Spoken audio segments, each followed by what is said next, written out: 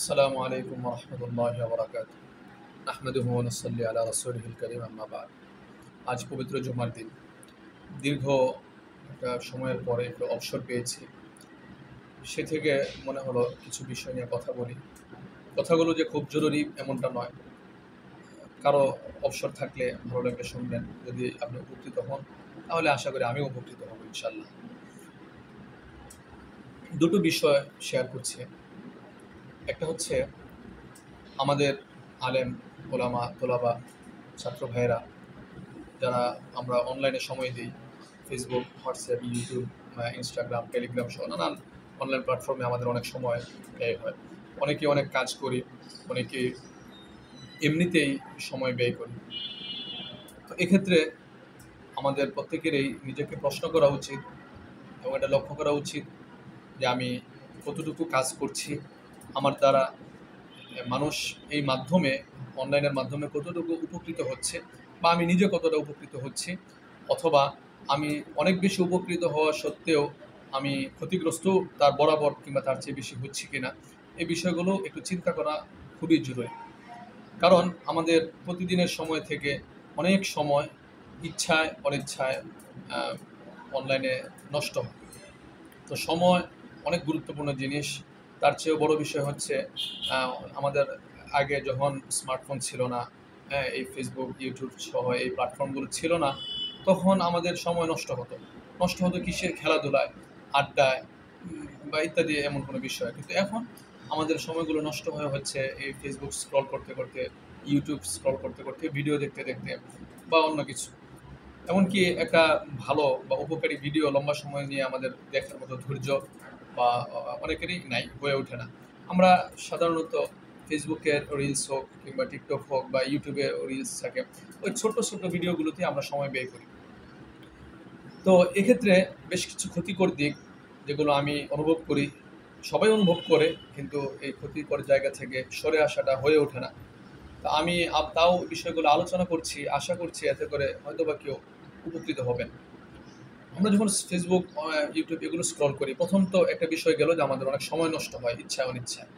দ্বিতীয়ত, আমরা এখানে ভালো মন্দ নানান ধরনের জিনিস একসঙ্গে পাই। হয়তো আমার সামনে একটা ভিডিও আসলো ফিলিস্তিনের কোনো শিশুর আর্তনাদ সম্পর্কে। আমি ভিডিওটা সামান্য অংশ দেখলাম, পুরোটা দেখিও নাই। এর ঠিক এতে আমার হৃদয়টা ব্যথায় একদম হাহাকার করে উঠল। অথবা একজন একটা গুনাহের শাস্তি সম্পর্কে কেউ একটা স্ট্যাটাস দিল, সেটা আমার সামনে আসলো।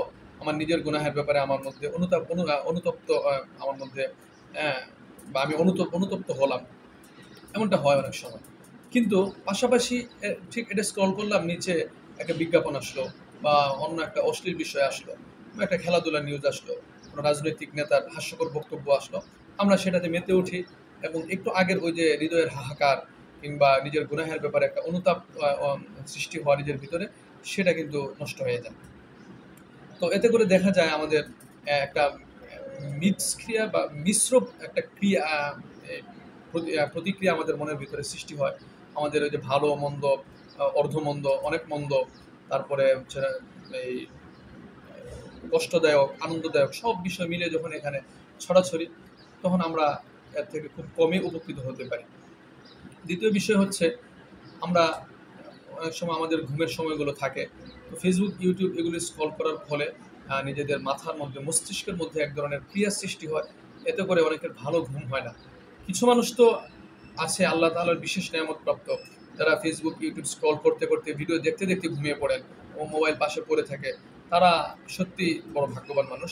তাদের ব্যাপার ভিন্ন। যারা এমন যে অনুভব করেন যে আমি ফেসবুক, ইউটিউব এগুলো স্ক্রল করে মোবাইলটা রেখে পরে যখন ঘুমাই, চোখ বন্ধ করি, তখন এই বিষয়গুলো আমার চোখে ভাসতে থাকে এবং মাথায় ঘুরতে থাকে। তাদের বিষয়টা তাদের জন্য ক্ষতিকর এবং স্বাস্থ্যের জন্য বেশ ভয়াবহ একটা বিষয়। তৃতীয় বিষয় হচ্ছে আমাদের ফেসবুক বা হোয়াটসঅ্যাপ বা ইউটিউব এগুলো থেকে আমরা যখন নানান ধরনের সত্য এবং মিথ্যা নিউজগুলো আমরা দেখি, এতে করে অনেক সময় হয় কি আমরা নিজেরাও সেটা তাৎক্ষণিক শেয়ার করে ফেলি। আমরা তো আমি মিথ্যাবাদী হলাম। এক্ষেত্রে তো আমি মনে করি যারা নিজেকে, নিজের আবেগ এতটুকু কন্ট্রোল করতে পারে না বা যারা সত্য মিথ্যা যাচাই করার মতো ক্ষমতা রাখে না, তাদের তো এই প্ল্যাটফর্ম থেকে একদমই সরে দাঁড়ানো উচিত। আমি একটা বিষয় বলি, যেমন আলী হাসান ওসামা সম্পর্কে। সাহেব সম্পর্কে যে বিষয়টা সামনে আসলো, অনেক মানুষ, অনেক মুহাক্কিক মানে যাদেরকে আমরা নির্ভরযোগ্য ব্যক্তি হিসেবেও মনে করি, তারাও দেখলাম প্রথমে ব্যাপকভাবে এগুলো প্রচার করছে। ওই মানে যে যে ব্যক্তি আলী হাসান ওসামা সাহেবের বিপক্ষে লিখেছেন। আবার কিছুক্ষণ পরে দেখা গেল আহ, আলী হাসান ওসামা সাহেবও যখন বিষয়টা ক্লিয়ার করলেন, তো তখন যে মানুষটা এই বিষয়গুলো এর আগে দেখে নাই, সে যখন দেখলো আমার একজন আস্থাভাজন ব্যক্তি এই ব্যাপারগুলো পোস্ট করছে, বাস আলী হাসান ওসামাকে খারাপ মনে হলো। কিছুক্ষণ পরে আবার যখন দেখলাম যে না, আলী হাসান ওসামা সাহেব বিষয়টা ক্লিয়ার করেছেন, তখন আমার ওই যে আস্থাভাজন যে ব্যক্তি, ওনার ব্যাপারে একটা বিরূপ মনোভাব তৈরি হয়ে যায়। এছাড়াও অনলাইন জগতে এত বেশি মিথ্যা, এত বেশি অপপ্রচার, এত বেশি অন্যায়, অশ্লীলতা, যে এগুলো দেখার ফলে আমরা মানে ব্যথিত হই। কিন্তু ব্যথিত হওয়ার পর থেকে আমার কি করণীয় বা আমি এই সংকট দূর করার জন্য আমি কি করতে পারি, সেটা আমার চিন্তার কারণ না হয়ে বরং আমি জাস্ট হতাশ। হ্যাঁ, এমন হচ্ছে, অমন হচ্ছে, পৃথিবী ধ্বংস হয়ে যাচ্ছে, হ্যাঁ, ওলামা একরাম অসম্মানিত হচ্ছে, বা এই সেই নানান ধরনের বিষয় থেকে আমরা কেবলমাত্র হতাশাটুকু থাকে, এবং করণীয়গুলো বা আমার এখন নতুন উদ্যমী হওয়া, নতুনভাবে কিছু করতে যাওয়ার যে মানসিকতাটা, সেটা থাকে না। কারণ আমি আবারও এই স্ক্রলিংয়ে লিপ্ত হয়ে যাই, ব্যস্ত হয়ে পড়ি। আমার ওই যে একটা ফিকির, একটা চিন্তা আমার মনে আসার দরকার ছিল, সেটা চলে যায়। এছাড়া যারা বিবাহিত ঘরে বাচ্চা আছে, আপনি যখন বাচ্চাদের সামনে মোবাইল, ফেসবুক, মোবাইলটা ইউজ করবেন, যথা প্রয়োজন তো অনেকের আছে খুব বেশি প্রয়োজন, বাকি বড় কোনো প্রয়োজন ছাড়া আপনি যখন এটা ইউজ করেন, জেনে রাখা ভালো বাচ্চাদের জন্য মোবাইল অত্যন্ত ক্ষতিকর। আমার বাবা একজন আয়ুর্বেদিক শাস্ত্রের বড় চিকিৎসক। আমি বাসায় গেলে প্রায়ই দেখি বহু মানুষ এরকম রোগী নিয়ে আসে, বাচ্চাদেরকে নিয়ে আসে, যারা ছোটবেলায় খুব চঞ্চল ছিল, ভালো কথা বলতো, ভালো ভালো দৌড়ঝাঁপ করতো, খুব অ্যাক্টিভ ছিল। তো এই বাচ্চা এখন কথা বলে না, আহ, মুখ দিয়ে লালা পড়ে, অথবা আহ, একদিকে তাকিয়ে চুপ করে বসে থাকে। অর্থাৎ বাচ্চাদের মানসিক রোগ শুধুমাত্র এই মোবাইল থেকে, এটা বর্তমানে মানে অহরহ এই ধরনের রোগী শহরে তৈরি হচ্ছে, বা এমনকি গ্রামেও তৈরি হচ্ছে, সৃষ্টি হচ্ছে। এই জন্য আমাদের যাদের ঘরে বাচ্চা আছে, তাদেরকে আমরা যখন এই মোবাইল থেকে বিরত রাখতে চাইবো, কিন্তু আমি নিজে মোবাইল ব্যবহার করব ব্যাপকভাবে, প্রয়োজনে অপ্রয়োজনে, তখন কিন্তু বাচ্চার মনে একটা প্রশ্ন তৈরি হবে যে আমাকে যে কাজ থেকে নিষেধ করছে বাবা মা, সেটা করছেন। এতে করে অনেকটা আমি অনাস্থার কারণ হয়ে দাঁড়াবো সন্তানের কাছে। সন্তানের আমার প্রতি যে একটা শ্রদ্ধা, সেটা নষ্ট হয়ে যাবে। যদি বাচ্চা চঞ্চল হয়, চালু হয়, সে তো প্রশ্নই করে বসবে যে আমাকে নিষেধ করেছেন কিন্তু আপনি যে করলেন। আর যদি এতটুকু প্রশ্ন করার সাহস না থাকে, তাহলে বরং সে মনে মনে আপনার প্রতি ক্ষুব্ধ, এবং আপনার প্রতি সে অসন্তুষ্ট হয়ে পড়বে। এতে করে মা বাবার প্রতি সন্তানের একটা বিরূপ মনোভাব তৈরি হয়ে যাবে। তো এই সমস্ত দিক বিবেচনা করে আমি নিজে বেশ কিছুদিন যাবতীয় মোবাইল, বেশ কিছুদিন আমি অনেকদিন যাবতীয়, আমি কখনোই স্থায়ীভাবে দীর্ঘদিন মোবাইল ব্যবহার করার আমার সুযোগ হয়ে ওঠে নাই। আমি কিছুদিন ব্যবহার করলেও যখন আমার দেখা যাচ্ছে যে বড় কোনো প্রয়োজন নাই, আমি ব্যবহার করে ছেড়ে দিই। আবারও হয়তো দেখা গেছে অনেক সময় এমন প্রয়োজন যে মোবাইল না হলে নয়, তখন হয়তো ব্যবহার করছি। তো এখন মোবাইল আছে ঠিকই, বাকি মোবাইল আমি খুবই সীমিত ব্যবহার করি। ফেসবুক, ইউটিউব সহ নানান ধরনের যে সমস্ত সাইট আছে, প্ল্যাটফর্ম আছে, সেগুলোতে আমি একদমই মানে ঢুকিও না বা ব্যবহারও করি না। বিশ্ব পরিস্থিতি, রাজনৈতিক পরিস্থিতি, এগুলো জানা অবশ্যই অনেকের প্রয়োজন।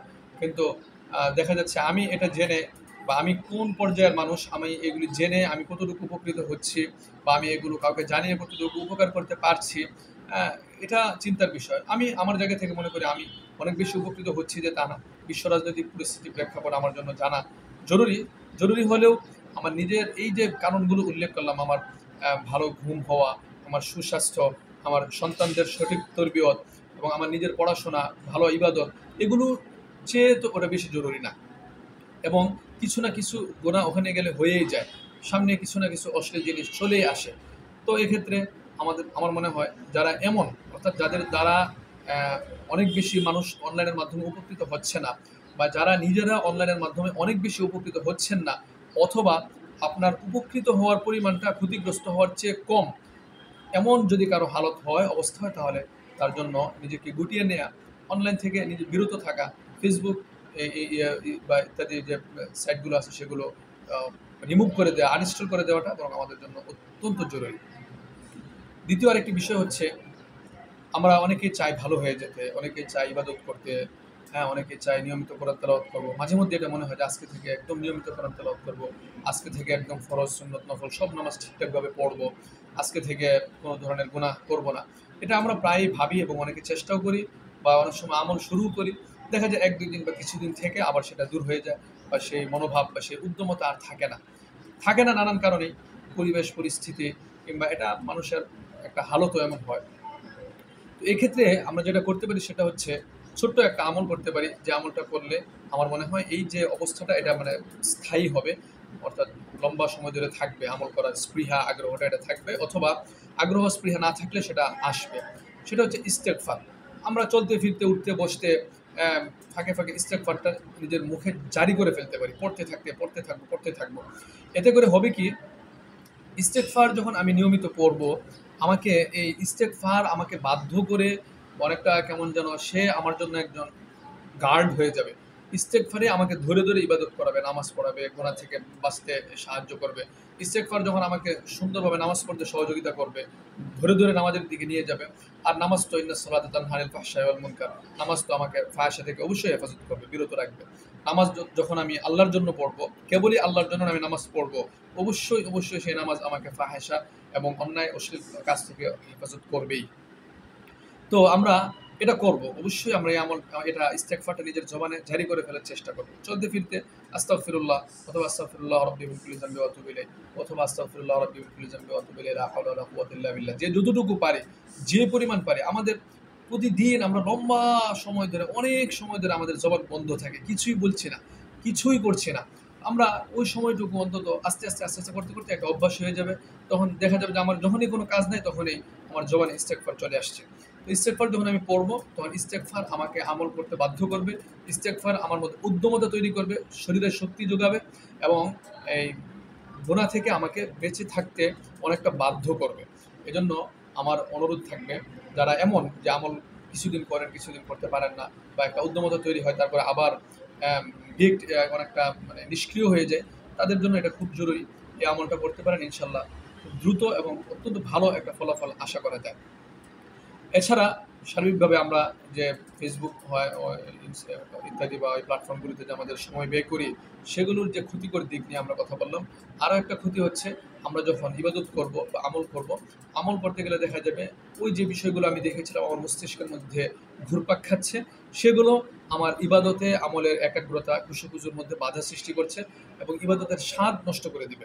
এজন্য আমাদের যাদের অনেক বেশি প্রয়োজন না, তারা স্মার্টফোন ব্যবহার বা স্মার্টফোনের ব্যবহৃত যে অ্যাপসগুলো আছে সেগুলো ব্যবহার থেকে নিজেকে বিরত রাখার চেষ্টা করবো। এতে করে অনেক বেশি উপকৃত হবে ইনশাআল্লাহ। আল্লাহ তাআলা সবাইকে আমল করার তৌফিক দান করুন। আসসালামু আলাইকুম ওয়া রাহমাতুল্লাহ।